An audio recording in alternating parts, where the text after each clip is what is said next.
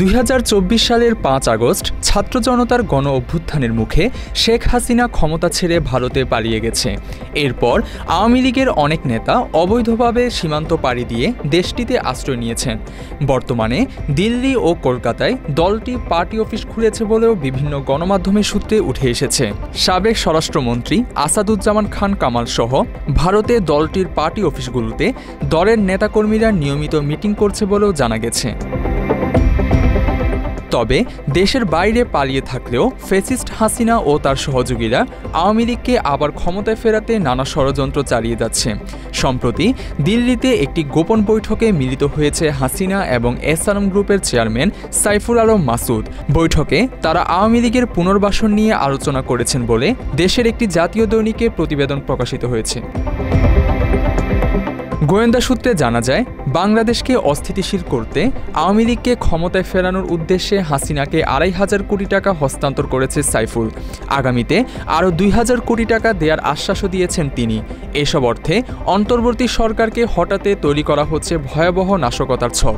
অন্যদিকে বিভিন্ন দেশে পলাতক মুজিববাদী নেতাকর্মী, আমলা, সশস্ত্র বাহিনী ও পুলিশের সাবেক কর্মকর্তাদের দিয়ে আটা হচ্ছে কূটকৌশল। গণমাধ্যম সূত্রে জানা যায়, পবিত্র উমরাহ পালনের কথা বলে এস আলমের সাইফুল কিছুদিন আগে মক্কায় যায়। তবে তার সেখানে যাওয়ার উদ্দেশ্য ছিল সম্পূর্ণ ভিন্ন। তিনি সেখানে গেছেন মূলত বাংলাদেশ থেকে পালানো আওয়ামী লীগ নেতাদের সাথে সাক্ষাৎ করতে। মক্কার ফেয়ারমন্ট হোটেলে তিনি পলাতক আওয়ামী লীগ নেতাদের সঙ্গে সাক্ষাৎ করেন বলে অভিযোগ রয়েছে। এছাড়া আওয়ামী লীগ আমলে দেশ থেকে পাচারকৃত অর্থ দিয়ে মক্কায় একটি বিলাসবহুল হোটেল কেনার উদ্দেশ্যে একটি আন্তর্জাতিক সংস্থার সঙ্গে জরুরি মিটিং করেছেন সাইফুল। মাত্র 30% টাকায় জমির মালিক হয়ে নতুন বাংলাদেশের গড়ে তোলার স্বপ্ন দেখা বাংলা বসতি। গত 4 আগস্ট মক্কা থেকে মদিনায় যান তিনি। সেখানে ইলাফ আর তাকওয়া হোটেলে উঠেন। মদিনায় গিয়ে চট্টগ্রামের কিছু চিহ্নিত আওয়ামী লীগ ব্যবসায়ীর সাথে দেখা করেন সাইফুল। 2 দিন সেখানে অবস্থান শেষে 6 আগস্ট দুবাই হয়ে ভারতের রাজধানী নয়াদিল্লিতে পৌঁছান তিনি। এই সময় তার সাথে দেখা করেছেন আওয়ামী লীগ নেতা মহিবুল হাসান চৌধুরী নওফেল, জাহাঙ্গীর কবির নানক ও মোহাম্মদ আলী আরাফাত। অভিযোগ উঠেছে, মূলত দেশকে অস্থিতিশীল করতে বিভিন্ন ষড়যন্ত্রমূলক আলোচনা হয়েছে সেই বৈঠকে। 8 আগস্ট দুপুরে এস আলম চেয়ারম্যান হোটেলে তার ফোন ও ইলেকট্রনিক ডিভাইস রেখে একটি নম্বর প্লেটহীন গাড়িতে রওনা দেন। তার উদ্দেশ্য ছিল দিল্লিতে হাসিনার বাসভবন। সেদিন দুপুর 1টা থেকে সন্ধ্যা 6টা 27 পর্যন্ত অবস্থান করেছেন সেখানে।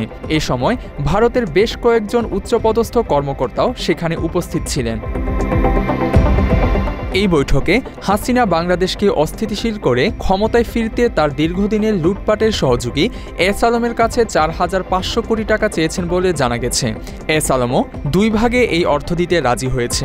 ইন্টারন্যাশনাল লবিং ও বিভিন্ন দেশের পলিসি মেকারদের পক্ষ থেকে আওয়ামী লীগকে সহযোগিতা করা এবং আগামী নভেম্বর-ডিসেম্বরে দেশ জুড়ে নাশকতা সৃষ্টি করতে ব্যবহার করা হবে এই অর্থ। আর এসব অর্থ গ্রহণ, বিতরণ ও ব্যবস্থাপনার জন্য গঠিত কমিটিতে রয়েছে আওয়ামী লীগ নেতা জাহাঙ্গীর কবির নানক, মোহাম্মদ আলী আরাফাত ও মুহিবুল হাসান চৌধুরী নওফেল। তানজিম হাসান, বাংলা এডিশন।